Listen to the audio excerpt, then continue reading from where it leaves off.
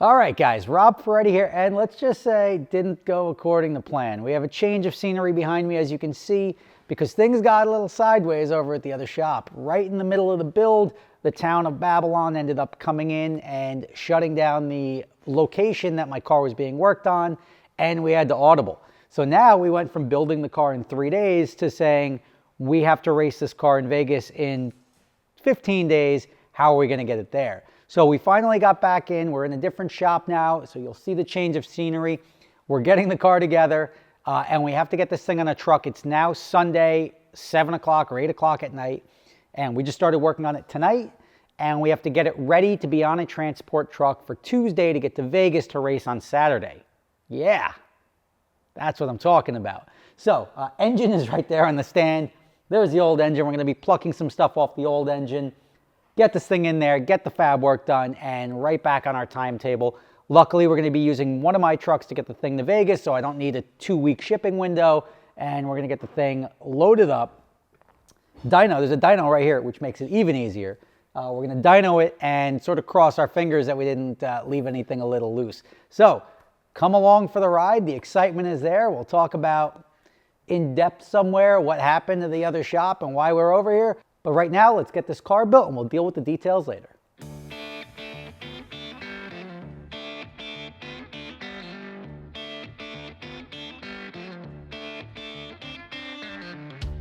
All right, next up, we're dressing the motor, putting the turbo system on, and then we're gonna drop it in the car. We've got a couple of things that we have to strip off the stock motor, and then that thing sort of goes to the next person, and it's getting exciting. This is where it starts to get real. So the machine shop fixed the clearance issues and put the engine together for us, so all we had to do was put the covers on the engine and then start bolting on the accessories in the turbo kit. I'll narrate through the build a little bit just so you know what's going on, but there's our oil pump, and here are our coil packs. Water pump getting tightened, and these are the manifolds for the twin turbo kit. And the power makers are twin 54mm Garrett G25 660 turbos. This is the back side of the turbo, which connects to the exhaust. And here we're putting on the engine mounts.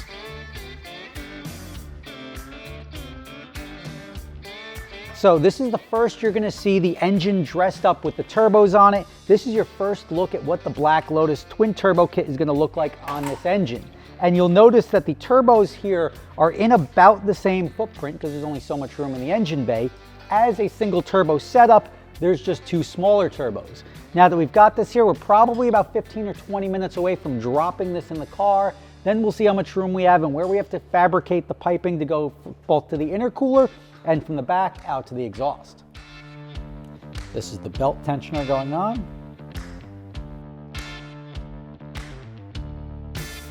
The AC condenser, and then the serpentine belt.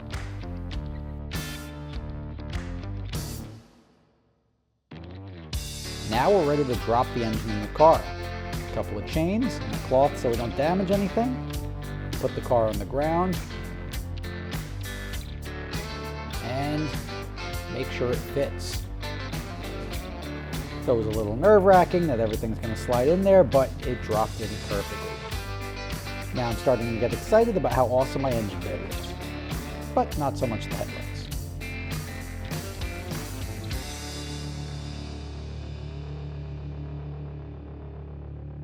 Looks like I'm gonna be getting my hands dirty tonight.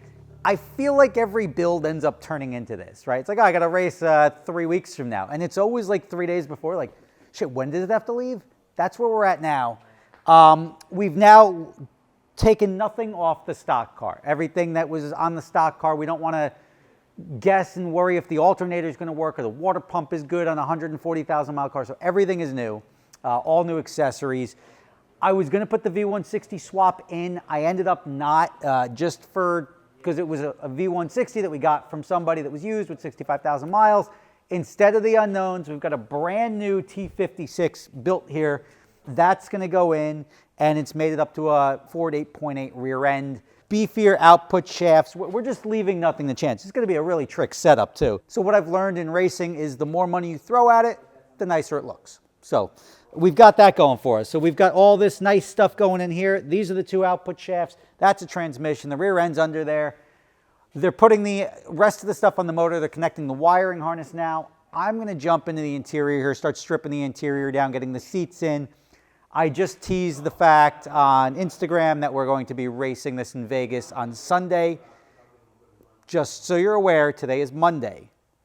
Any rational person would say it takes 3 to 4 days in a truck to get to Vegas. You start doing the math backwards and you realize we got a lot of work here. So I'm going to stop talking. I'm going to get my ass in the car and we're going to get this thing going.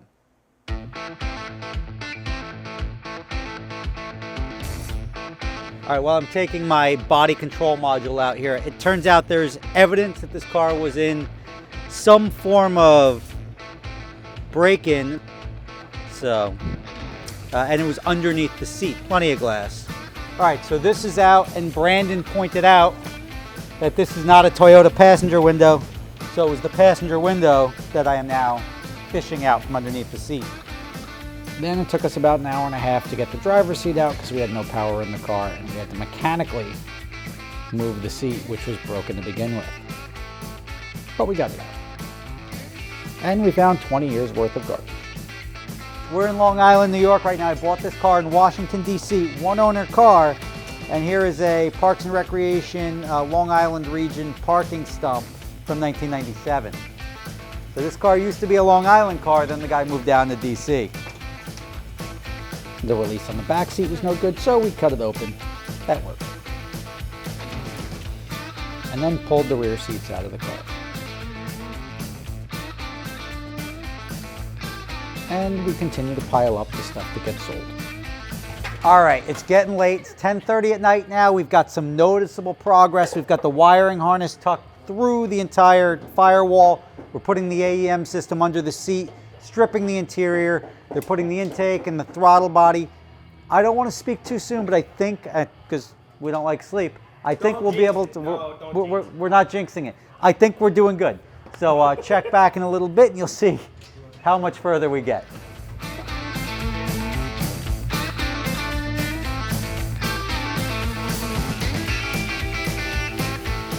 All right, we're getting there. Time to put the intercooler on.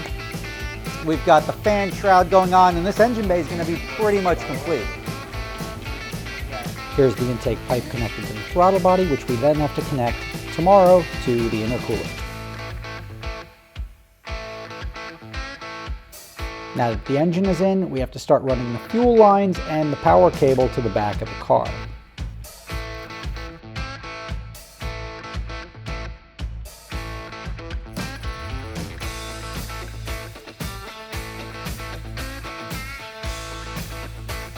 And since we didn't have the right tools, we had to use our shoulders to take down the old differential. But they got it out.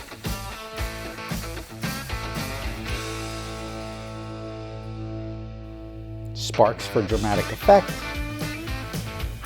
And then we put the new hubs on because the old hubs aren't going to mate up to the Ford 8.8 rear end and axles.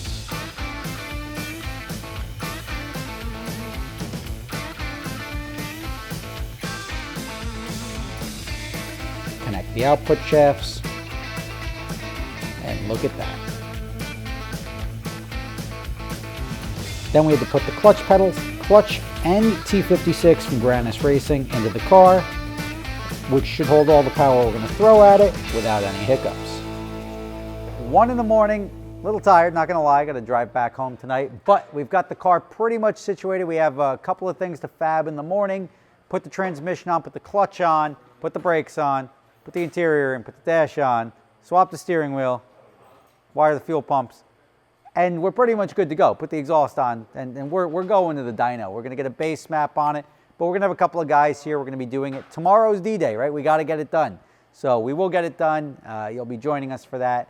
This was a lot of, we got the entire engine put together today. We got a lot of stuff happening. The seats, getting them out of the car, pain in the ass, but we were able to get past all the challenges so far.